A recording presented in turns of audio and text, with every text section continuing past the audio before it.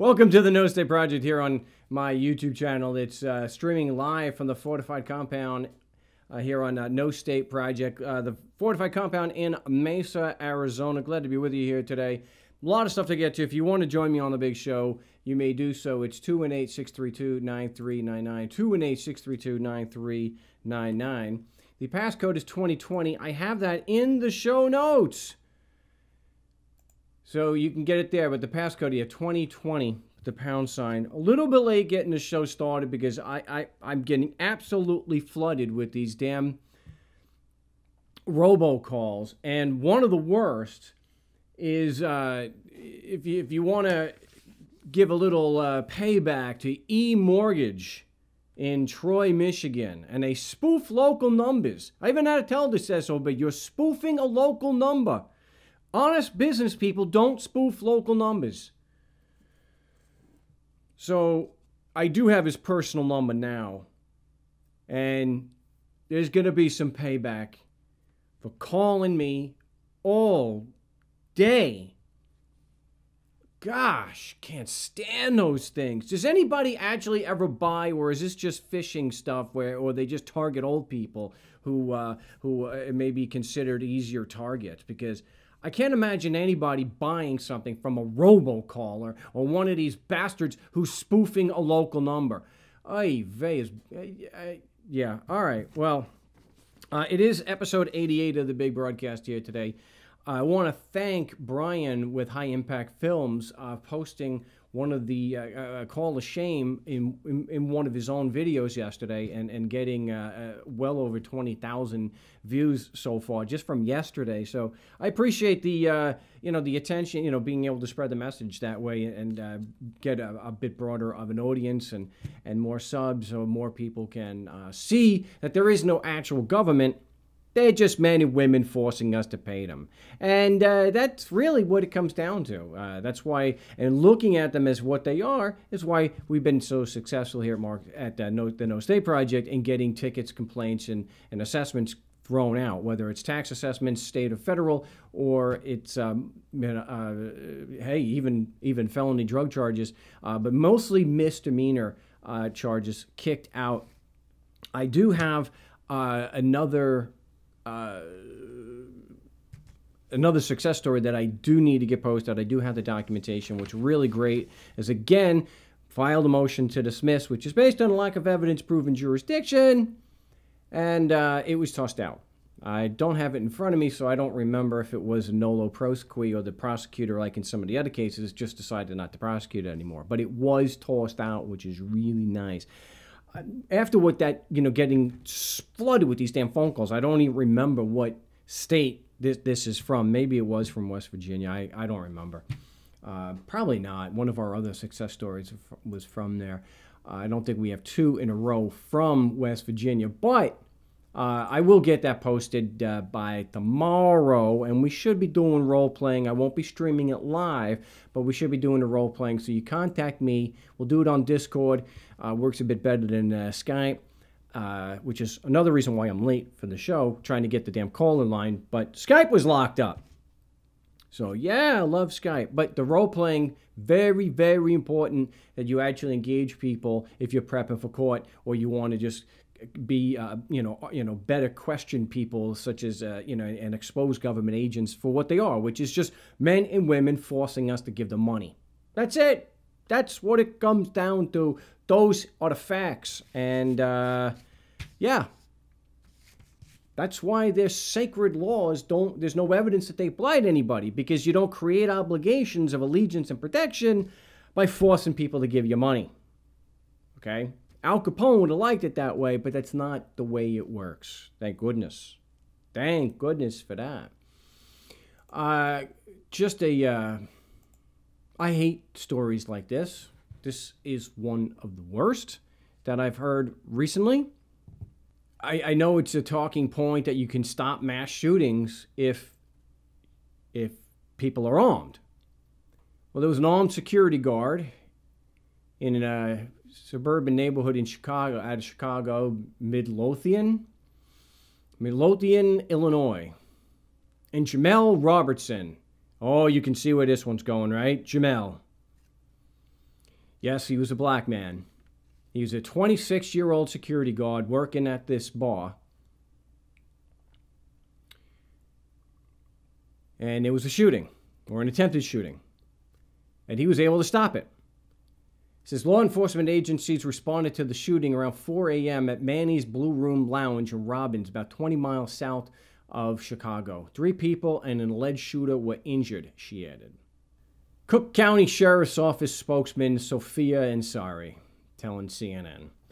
Then, after Robinson had apprehended an alleged gunman, the Midlothian officer shot Robertson outside the bar, according to a federal lawsuit filed Monday that calls the fatal shooting excessive and unreasonable and says it violated Robertson's civil rights. It violated his life. Good gosh. He subdued a shooter. I believe he was on top of the shooter with his knee in his back and his gun out when the police showed up. It says, witnesses said security had asked several drunk men to leave the bar, and at least one person returned and opened fire. A bartender was among those victims, according to the lawsuit. After the shooting, Robinson had somebody on the ground with his knee in his back with his gun in his back like, don't move. Adam Harris, a witness, told WGN. The officer responding to the scene then fired at Robinson. And it's a reporter citing witnesses. We all yelled, he's security, he's security. And without giving any thought, they shot him. So he had a hat, and he had a vest. I believe it was an orange vest that said security as well, and they still shot him. The Midlothian Police Department has asked the Illinois State Police Public Integrity Task Force to investigate, which is department policy for an officer-involved shooting. In a statement, the Illinois State Police said its officials are investigating the shooting. It said that according to witnesses' statements, the Midlothian officer gave the armed suspect. He had the suspect on the ground. He wasn't a suspect. He did what a security guard was paid to do. He was protecting people. Oh, I don't know if I can continue. He gave the armed subject multiple verbal commands to drop the gun and get on the ground before ultimately discharging his weapon and striking the subject. The police are actually contradicting witness statements that saying that he was just in plain black clothing with no markings readily identifying him as a security guard.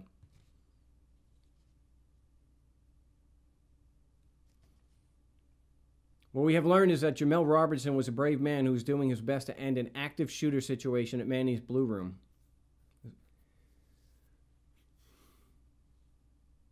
Oh, yeah, and the Midlothian Police Department is completely saddened by this tragic incident. Really? Did they arrest a police officer who actually killed him? They're yelling at him. The witnesses are yelling at him that he is security, and they shoot him anyway. Oh, black man with a gun.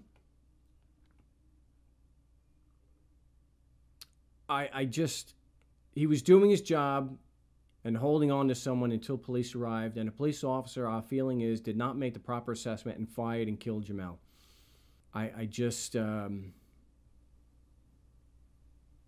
And he was pronounced dead at a hospital later after the shooting. The police officer involved, who is not named, I don't think he's named,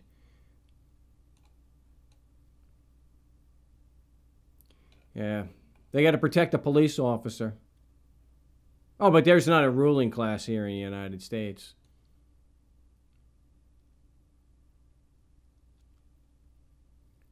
Wow. Working as a security guard while black should not be a death sentence. In this case, police were more dangerous to him than an active shooter who he apparently subdued. Yeah. An active shooter, some drunk who comes back and starts shooting up the damn place, was less of a threat to him than the cops. And that's the way it is for all of us, though. We are more likely to get killed by a cop, especially if you're poor. by somebody else. That's the way I look at it. I'm tired of looking at it. I'm tired of seeing these things. This is disgraceful. The police killing of Mr. Robertson was avoidable. Here are police officers' assumptions about Mr. Robertson, apparently impacted by bias rather than a clear-headed assessment of the situation, resulted in a tragedy. It's terrible. He's the father of a 9-year-old son. I can hear the Republicans saying now that he wouldn't, it was only a matter of time before he was out of that child's life. Oh. And his wife is expecting their second child. Isn't that nice? The father's now dead. He was a gospel musician at several churches.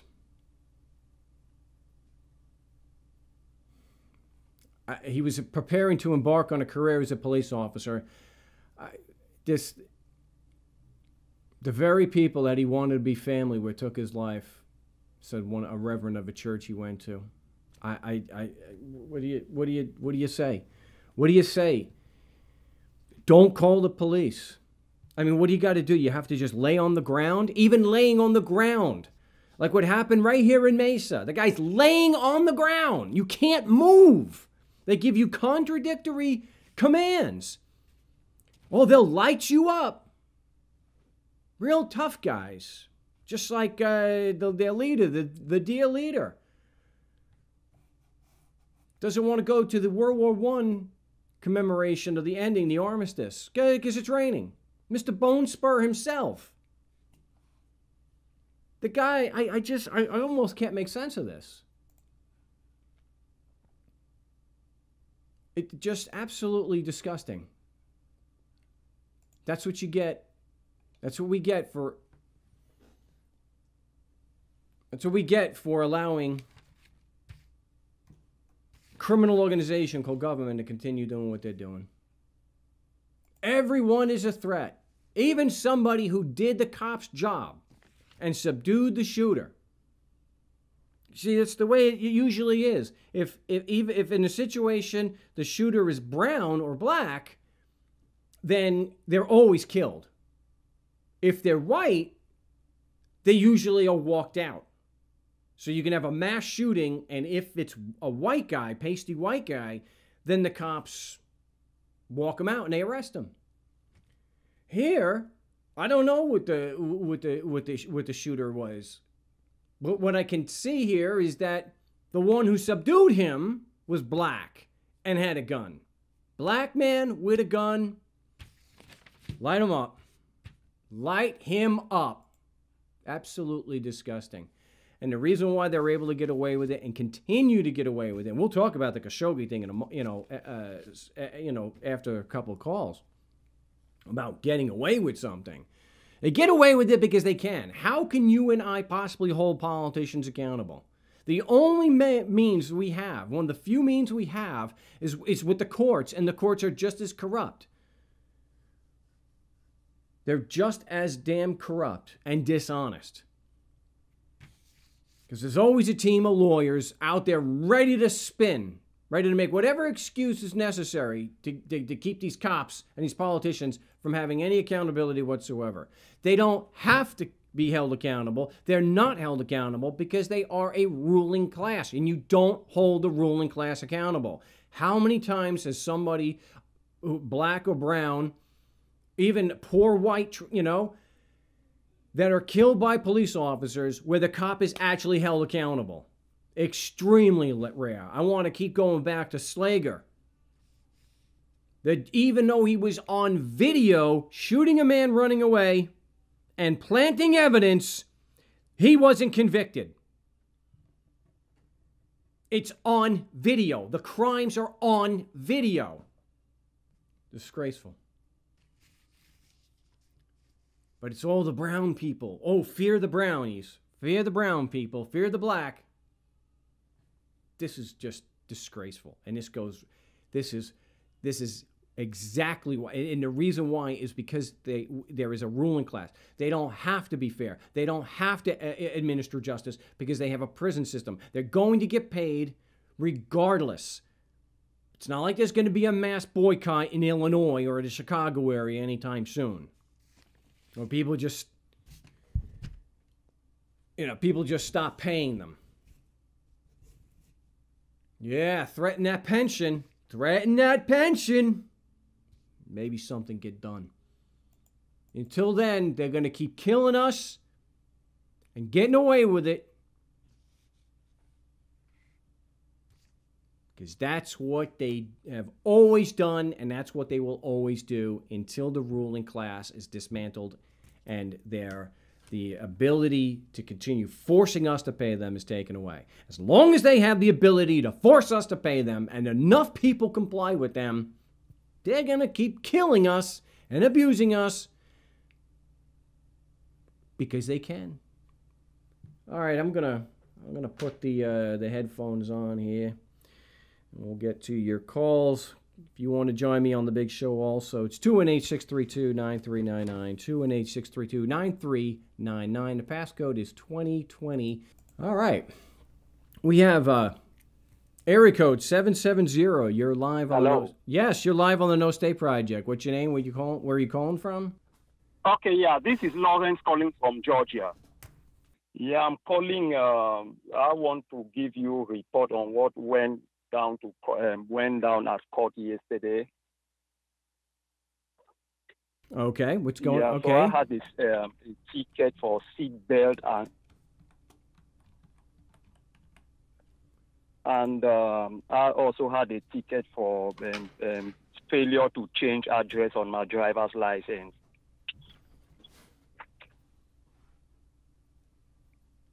So actually, my seat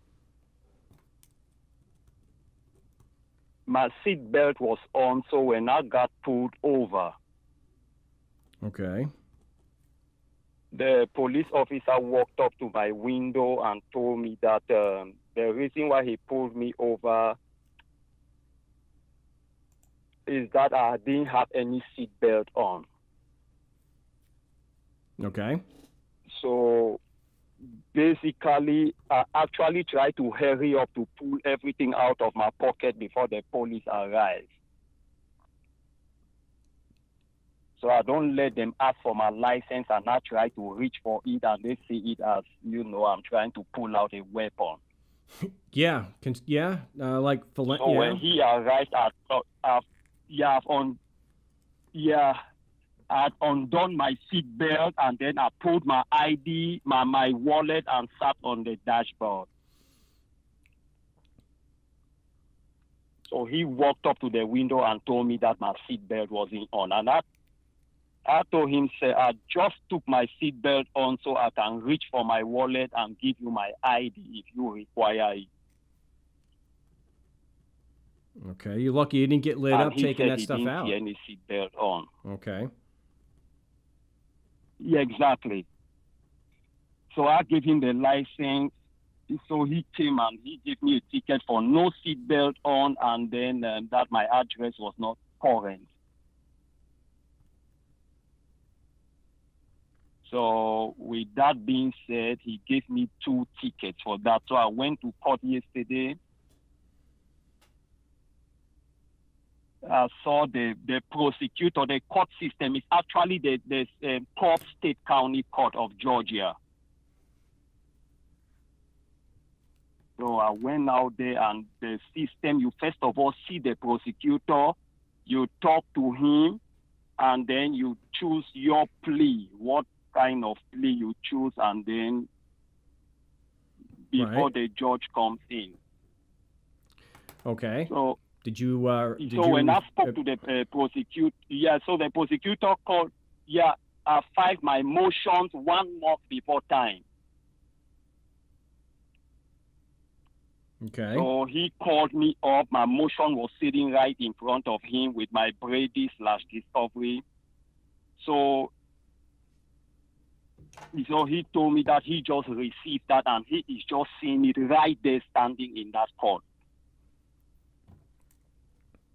Asked him why so, because I filed this about a month ago. I went up there in person and gave it to the clerk.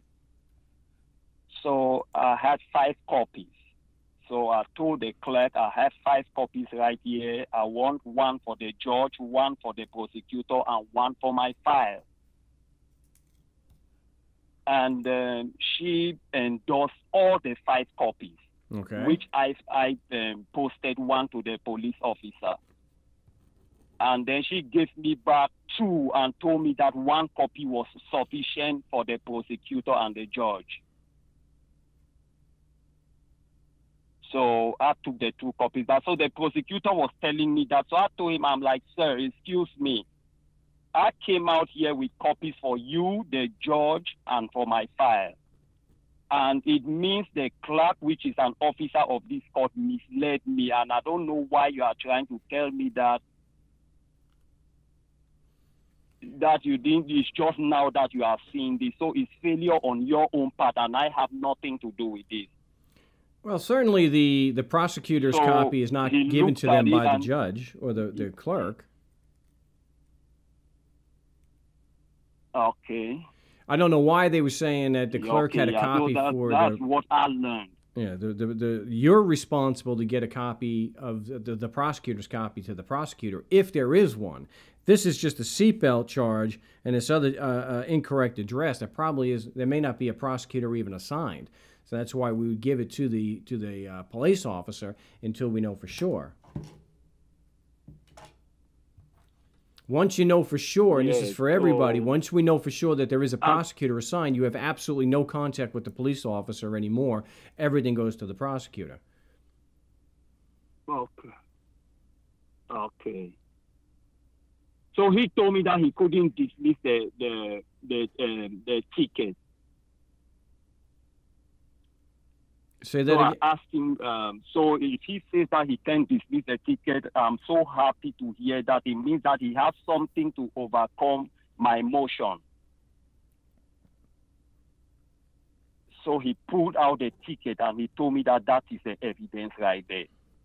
So I asked him, what actually on this ticket can you point out to me right now that overcomes this motion? And I'm ready to plead guilty right now and pay so we get over with this.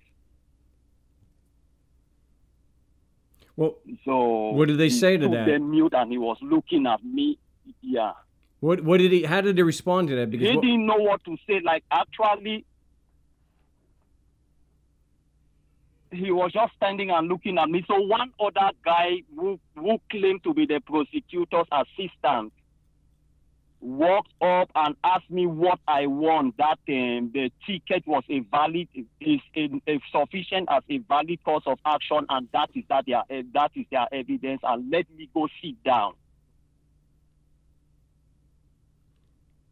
So did I asked the prosecutor who that was, and okay, but so the prosecutor wasn't able to come up with anything. Did you press them? Look, I just told you I'm willing to plead guilty. What he wasn't able to be.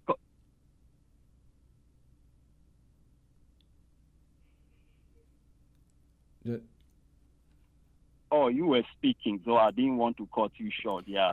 Okay. This seems to be a delay or something.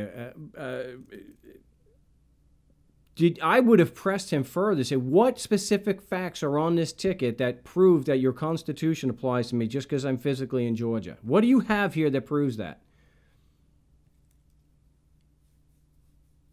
Yeah. Okay. So Mark, I just want to summarize because I know it should be other people on the line. So the prosecutor went and got a police officer to come and force me to get out and go and sit down. Okay. So the police officer came and like, sir, you have been asked to sit down and there's no reason for you to be speaking. So I asked the police officer, if I don't sit down, what are you going to do? And he said he was going to arrest me.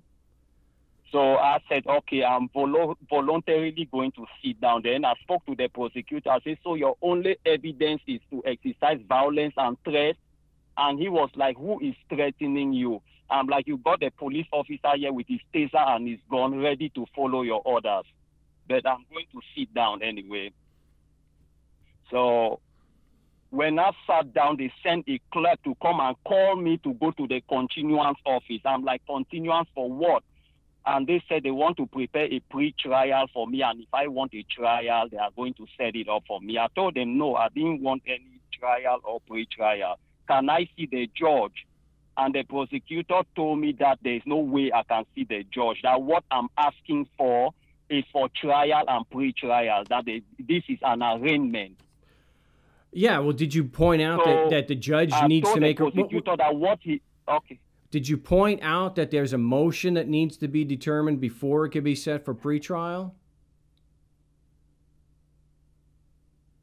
Thank you, Mark. That's exactly what I said. That I filed the motion. He, the prosecutor, is unable to make a decision over the motion, and he is obstructing justice for me to hear from the judge what the decision on the motion is.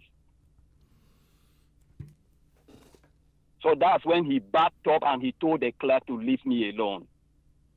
Did you request to see a judge? So when that right there, they told me to wait for the judge, but they were not sure the judge was going to talk to me. Okay. So did you eventually see a judge? So I waited. I eventually saw the judge. Okay. And how did that go? Yeah. So when the judge came, they called me up. So the judge, it was a room full of people. They called me the fourth person. So I went to the judge and he was like, yeah, the prosecutor spoke to you. He has explained everything to you. And I just want to explain to you the cause and the nature of the charges right now. The cause and the nature is that you violated the law of a seatbelt and failure to change address. And you have a $50 fine which you have to pay right now. So how do you play? So I told the judge that my intention is to plead guilty right now, but I want to plead guilty, but I want the prosecution to meet their burden of proof. And he told me that the prosecution has explained everything to me. Their evidence is the ticket, and that the judge has explained the cause and nature of the charges. So I asked the judge, I'm like, okay, so am I presumed innocent of the charges? Am I presumed innocent of the charges against me? And well, he was unresponsive to that. But well, before the thing is, when the judge is starting to ask you if what's going, about proceedings and what's going on, what I think is the right thing to have done was to have made an objection that your motion to dismiss has not been decided on. It has not been ruled on. That needs to be ruled on before you can proceed. Yeah. So did you bring up at any time during this that you had a motion to dismiss pending? I brought up the motion. So when I told him about the motion, he asked the prosecution to bring it over. And this is actually what the judge said, that everything that I'm asking on that motion and that Brady and discovery is for trial, and this is an arraignment. That is the response he gave to me. Well, you've probably heard it on the show many times that is a very common lie. Discovery is not it's called pretrial for a reason, because pretrial discovery is supposed to be for pre-trial. That's why it's in the name, pre-trial. So the judge obviously carrying the water for the prosecution. The idea that the discovery and Brady material is appropriate for trial if it comes out during trial, but it's something that definitely has to be provided prior to trial if the prosecution has any Brady material to give. And Brady material is a continuing obligation. So it's before trial, it's during trial, and it's after trial. Hell, it's even after appeals if it's newly discovered evidence that comes out. So here we've got yet one more example, everybody, of a judge lying through his teeth that pretrial discovery is a trial issue. Oh my gosh, where do we get So I asked him the follow-up Socratic question the question you have always taught us. I'm like, excuse me, sir, I object to that. And are you saying that if I file a legal complaint against a police officer or the prosecutor, we have to wait until trial before we can establish jurisdiction or evidence or fact? Well, did the judge get away with it? Did he set this for pretrial? he didn't answer that. So when I asked him the question, so he asked me now to shut up. And if I offer any word from my mouth, he was going to give me 20 days of contempt. And then he went ahead as the clerk to set me up a trial date of January 28th, and that if I don't show up, he's going to send a warrant out for me. What I would suggest, and I have a template for this, when he's telling you to shut up or you're going to have contempt, I would say that the guy's a bully. Well, that goes without saying. Most judges are bullies. The motion to disqualify the judge, he is lying when he says that that pretrial discovery or discovery and Brady material is a trial issue. That's wrong. It's a pretrial issue. So he's lying. He's covering for the prosecution's lack of evidence, and he's lying in an effort to help the prosecution. No one in their right mind is going to can say that discovery is a trial issue. Now, you may have in some situations where, like in Arizona, for example, on minor things like this, where discovery is given immediately before trial, but it doesn't take place during the trial. Okay? You give the discovery, you have some time to review it, and then you go to trial. Yeah.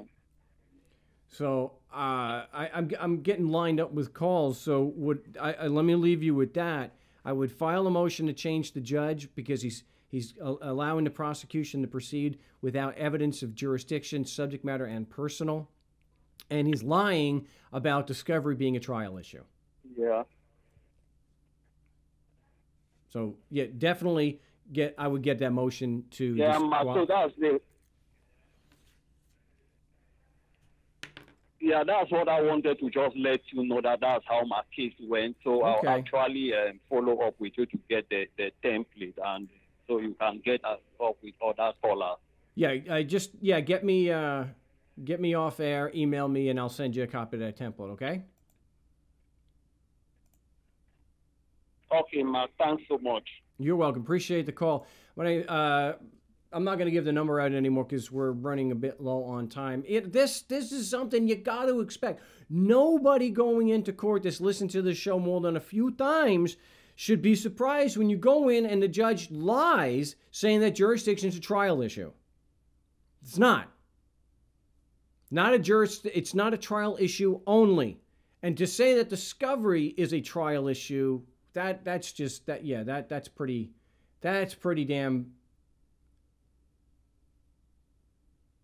That's pretty bad. So you have to expect that. These judges, these lawyers are dishonest. Not every single one come out and will lie to your face like that. Not everyone will then threaten you with jail. Not everyone, very few, will actually jail you for asking a question.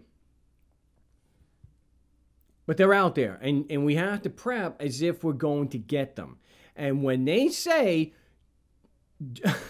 discovery is a trial issue, objection.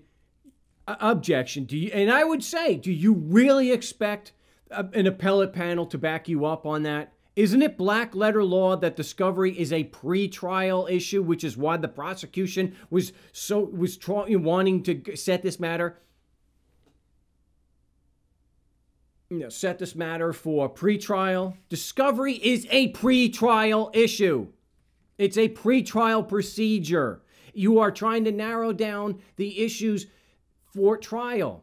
You're trying to see if there can be any agreement as to facts so that there's less that has to actually go before the jury for judicial economy.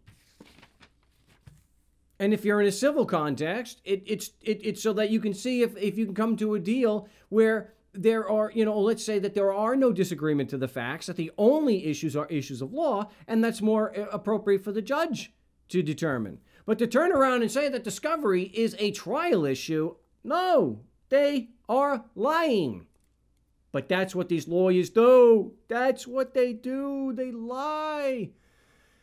Somebody's saying here, make DVDs for us to study your information. I have an actual book.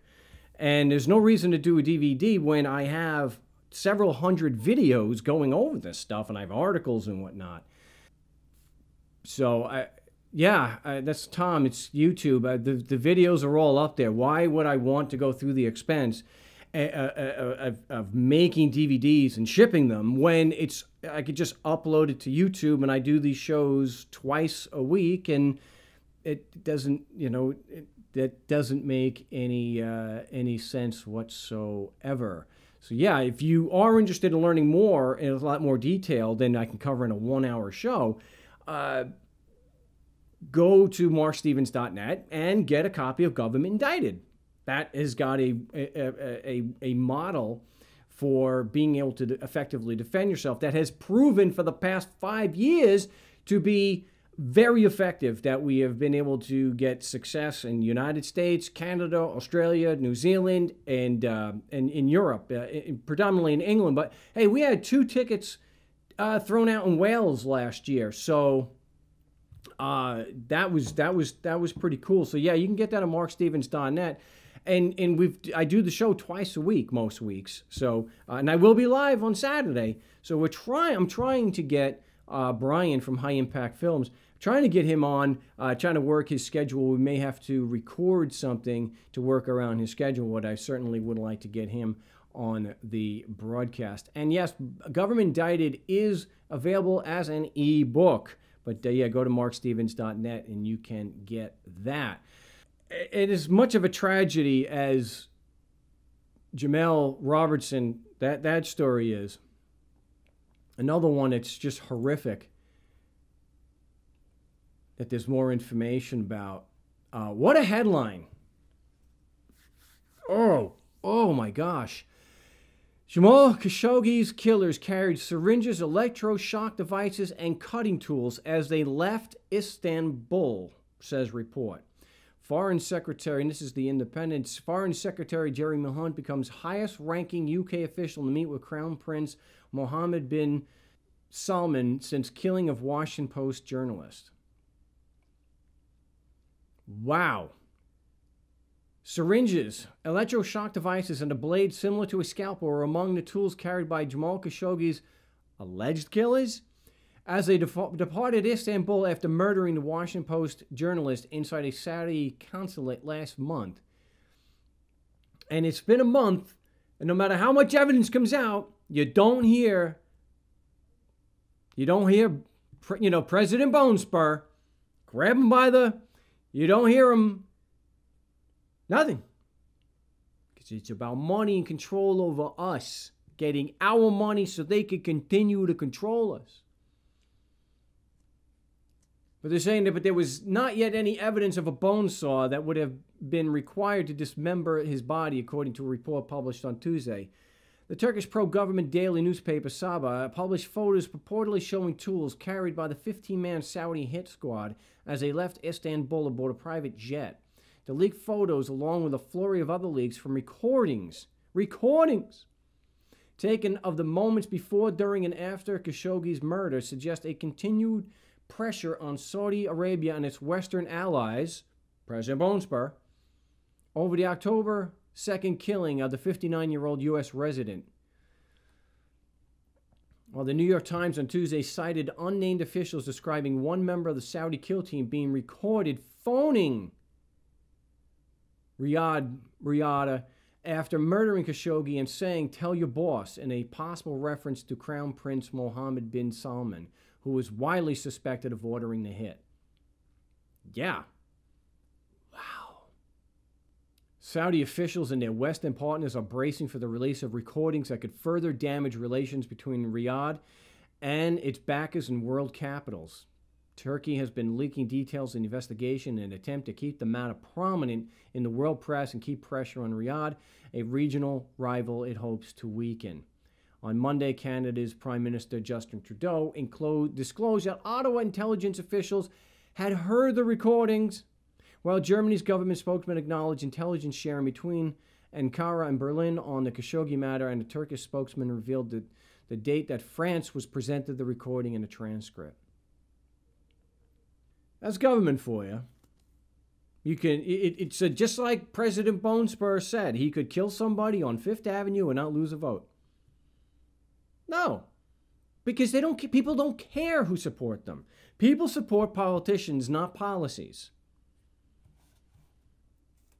And people will continue supporting the Saudi Arabian regime, who has killed quite a few more than just a journalist who was resident and working for the Washington Post. Not saying that's not bad. It's horrible. But they killed a whole bus full of children. That's what governments do.